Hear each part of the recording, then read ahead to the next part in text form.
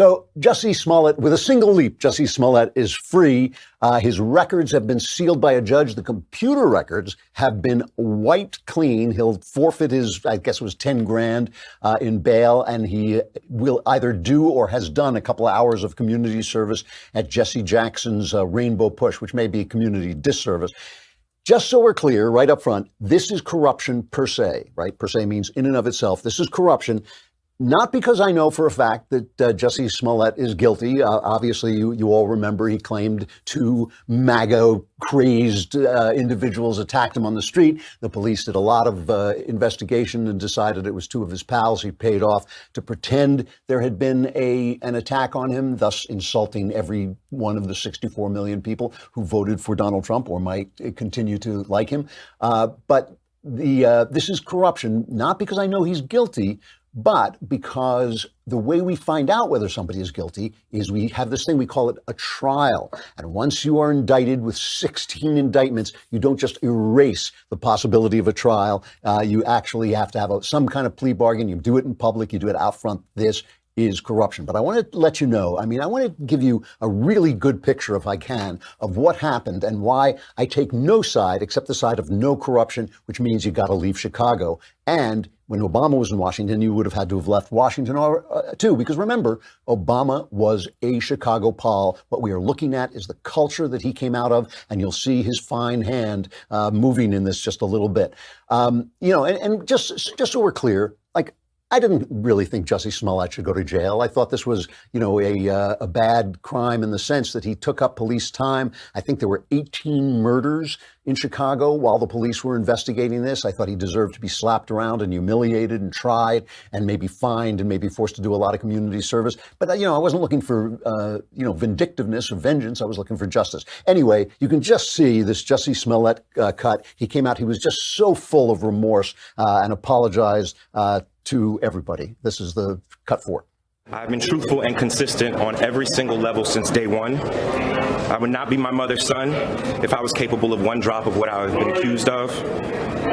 This has been an incredibly difficult time, honestly one of the worst of my entire life. But I'm a man of faith, and I'm a man that has knowledge of my history, and I would not bring my family, our lives, or the movement through a fire like this. I just wouldn't.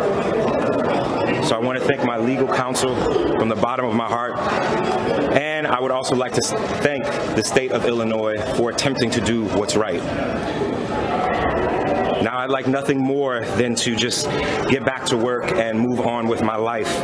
But make no mistakes, I will always continue to fight for the justice, equality, and betterment of marginalized people everywhere. So again, thank you for all the support. Thank you for faith, and thank you to God.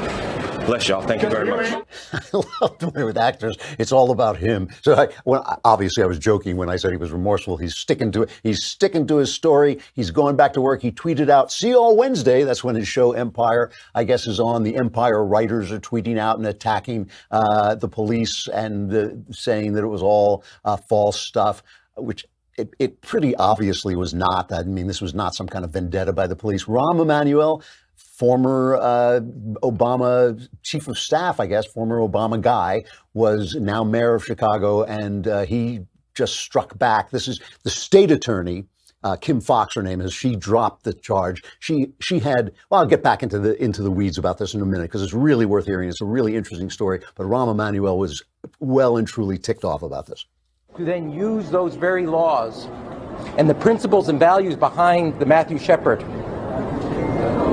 hate crimes legislation to self-promote your career is a cost that comes to all the individuals, gay men and women, who will come forward and one day say they were a victim of a hate crime who now will be doubted. People of faith, Muslim or any other religious faith, who will be a victim of hate crimes. People that of all walks of life and backgrounds, race, ethnicity, sexual orientation. Now this casts a shadow of whether they're telling the truth, and he did this all in the name of self-promotion. And he used the laws of the hate crime legislation that all of us collectively over years have put on the books to stand up to be the values that embody what we believe in. This is a whitewash of justice. He's not a happy guy, and neither is the police superintendent, Eddie Johnson. Let's play him too, because we'll we're going to get into where these guys come from too. Prosecutors have their discretion, of course. We still have to work with the state's attorney's office. I'm sure we'll have some conversation after this. But again, at the end of the day, it's Mr. Smollett who committed this hoax, period. If he wanted to clear his name, the way to do that was in a court of law so that everyone could see the evidence. You all know what the bond proffer said. You know, we all know what it said. So, you know, I stand by the facts of what we produce. If they want to dispute those facts, then the place to do that is in court, not secret.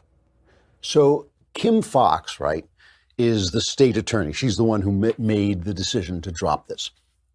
Kim Foxx, and I'm going to talk about her more in a minute, but first, she got a call right away when this happened. The minute the story hit the news, she got a call from Tina Chen, who was a former chief of staff of Michelle Obama. Okay, this is all the Chicago way, right? This is Chicago way. And she said Tina Chen was complaining about the police, basically, and the police chief. And here's a little video we have of that. I want him dead. I want his family dead. I want his house burnt to the ground. All right, maybe that's not the real video. It's all Chicago. It's hard to tell them apart. But Tina Chen calls up and she says, listen, I've given your number to the Jussie Smollett family, okay? The Jussie Smollett family then gets in contact, texts Fox, texts the state attorney, and says, you know, we're really worried about what the police are going to do with this case. And she says, well, I'll try and get the FBI to take over the investigation. And Jussie Smollett's family says, oh, OMG, that would be a big win for us. After that, Fox recused herself from the prosecution, but the police say this is garbage. This is from PJ Media. Martin Prabe, the second vice president, the Fraternal Order of Police, said once again, Fox, is throwing the Chicago Police Department completely under the bus, which she'd been doing for the last 2 years in office. He said Fox never truly recused herself from the case since her underlings remained involved. And he said, what's the difference between her recusing herself and her underlings having the case? What really has been recused here?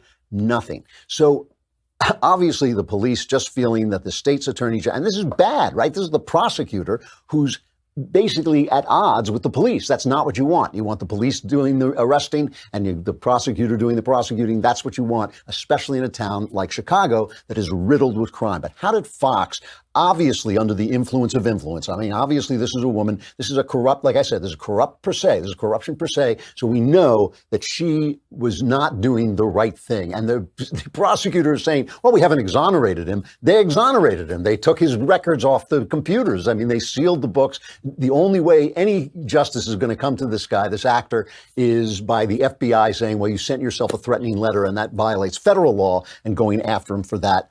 I don't know if that's going to happen. But